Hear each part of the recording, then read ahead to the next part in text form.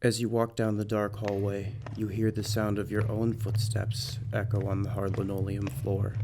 Suddenly, you notice that the timing of the footsteps don't match your own, almost like there's two sets of feet moving.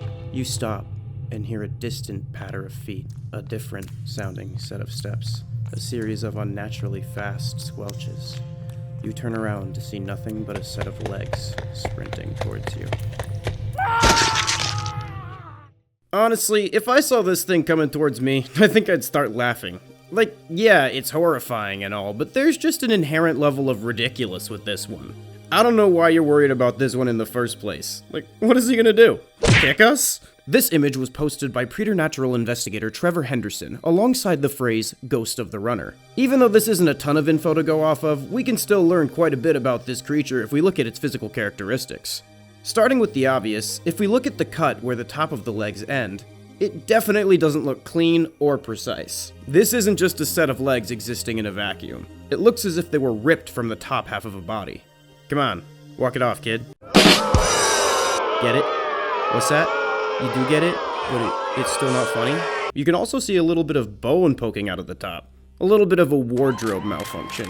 How embarrassing. This suggests that whatever this anomaly is likely had a top half at one point, and maybe it was even human. If it's one of those humans that couldn't shut the hell up about how great running is, I'm kinda glad his top half got chomped by a T-Rex or some shit. For those who believe in the whole ooky spooky ghost stuff, it's possible that he had some goal related to running that wasn't satisfied before he got violently bisected, and that's why he's still around. This would make sense especially in the context of the name Trevor gave him, Ghost of the Runner. You may be wondering how I know it's a he. Trevor neglected to draw its genitalia, again, so now I'm going to be referring to it as an it. It's also very possible that this is human carrion being animated by a heretofore unknown source. One of the main culprits for animated carrion in Trevor's studies has been the anomalous invasive species of lamprey-like monsters, using humans and animals as hosts for their consumption of prey. It's possible that this is a new iteration of those little critters that got their hands on some Legos. If this is the case, it's an unprecedented strategy for the family of parasites. I don't want to brush over the fact that Froggy over here has no skin, but I don't know how it relates, so I'm just gonna info dump it. We may also be able to draw clues about this creature based on its environment. What's strange is that many of the critters that Trevor encounters occur in spaces that humans would consider liminal.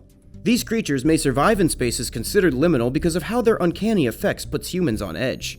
These elevated levels of fear would likely make humans exude more fear-signaling chemicals in their sweat. If these things are invasive species like I suspect, chances are they're equipped with sense organs to smell these chemicals. Here's the thing though, that operates on the assumption that this thing is biological rather than supernatural. Maybe it exists for no reason other than to scare the shit out of people. I don't know, turns out God is real and like super bored maybe. The floor upon which the creature is running also appears to be caked in blood. While one might assume that a skinless pair of legs running down a hall would leave some blood trails, careful observation of the ground reveals that it is stained both behind and in front of the creature. And by careful observation, I mean looking at the fucking floor. While this might mean the blood came from someone else, it's also possible he's just running in a big circle. Its physiology in combination with its surroundings provide very little info for what this thing is or how it operates. It's almost like this was an art piece not meant to be hyperanalyzed in this manner. But it isn't. It's a real monster. I would never lie to you. As for a final verdict on what the hell this thing is, I don't know. We thought he was chasing us originally, but then he passed us, and he just kind of kept going like some bottom half only Forrest Gump. Look, if he's gone, I say we stop worrying about it. Out of sight, out of mind. He's probably fine. If you like this video for some reason and want me to come back and talk about more weird nonsensical critters, make sure to like, comment, subscribe with all notifications enabled, and watch all my other crap, or I'll bisect you. Shout out the inner circle. Love y'all.